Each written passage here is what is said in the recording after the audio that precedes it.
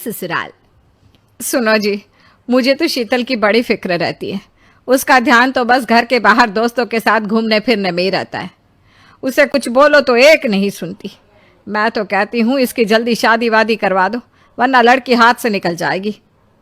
तुमसे ज़्यादा चिंता है मुझे शीतल की शादी की। कल ही वो रामपुर वाले मौसा जी को फ़ोन भी किया था।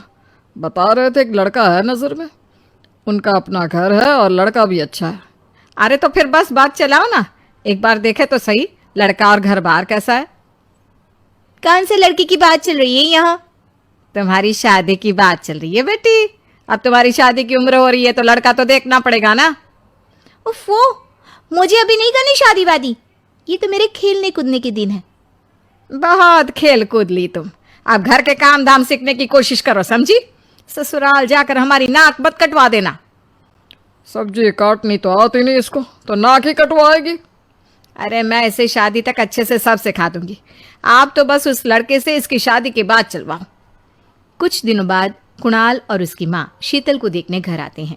कुणाल दिखने में बड़ा ही स्मार्ट होता है। शीतल तो उसे देखती ही रह जाती है।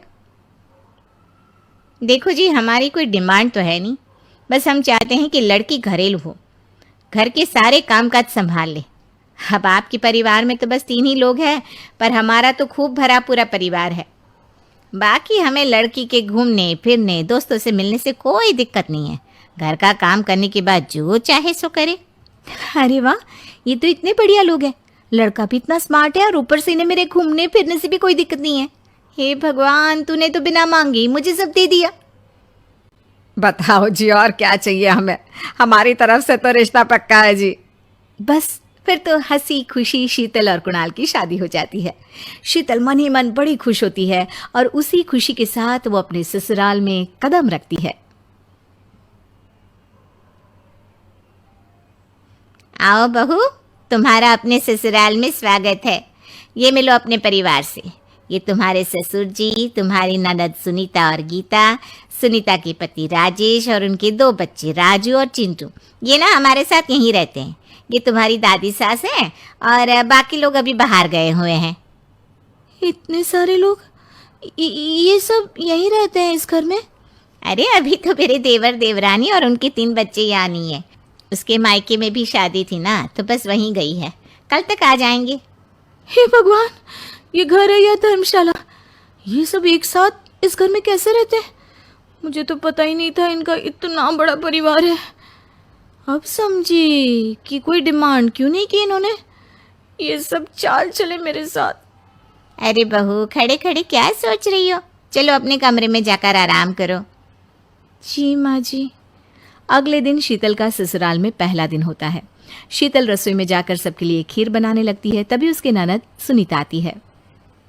अरे वाह भाभी, आज क्या बना रही हो? बस दीदी, आज वो पहली रसोई है ना, तो खीर बना रही थी। अरे भाभी, ये खीर वे रहने दो। घर में 4 लोगों को शुगर है और कुछ लोग मीठा ही नहीं खाते। आप ना सीधा खाना ही बना दो। क्या फ़र्क पड़ता है, मीठा बने या नमकीन? बस बहू के हाथ की पहली रसोई होनी चाहिए ना। जी दीदी, तो फिर मैं खाना ही बना देती हूँ। आप बता दो खाने में क्या बनेगा? बस सिंपल सी कोई सब्जी बना दो, जैसे आलू गोभी या आलू मटर, और उसके साथ रोटियां सेक दो। हमारे परिवार में अब तुम्हें मिलाकर पूरे 20 लोग हो गए हैं। 15 बड़े और 5 बच्चे।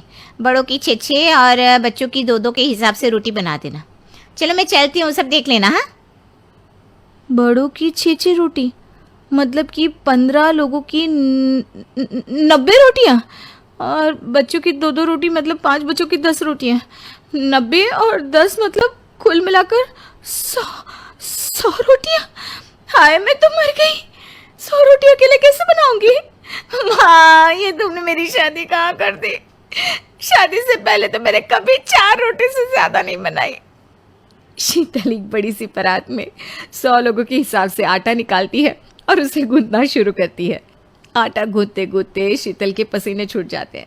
उसके बाद बारी आती है रोटी बनाने की। शीतल एक एक करके रोटी बनाना शुरू करती है और 10 रोटी बनाते ही अपनी कमर पकड़ लेती है। हाय, मैं मर गई। मेरी कमर टूट गई खड़े खड़े, और ऊपर से इतनी गर्मी। मैं 100 रोटियां कैसे बनाऊंगी? अरे भाभी, सब बाहर रोटियों का इंतजार कर रहे हैं। जरा जल्दी जल्दी रोटी सेक दो। सब अगर आपको ये कार्टून अच्छा लगा हो तो प्लीज़ हमारे वीडियो को लाइक और चैनल को सब्सक्राइब करना मत भूलिए और मज़ीद वीडियोस देखने के लिए हमारे चैनल पर विज़िट करें। Thank you for my friends.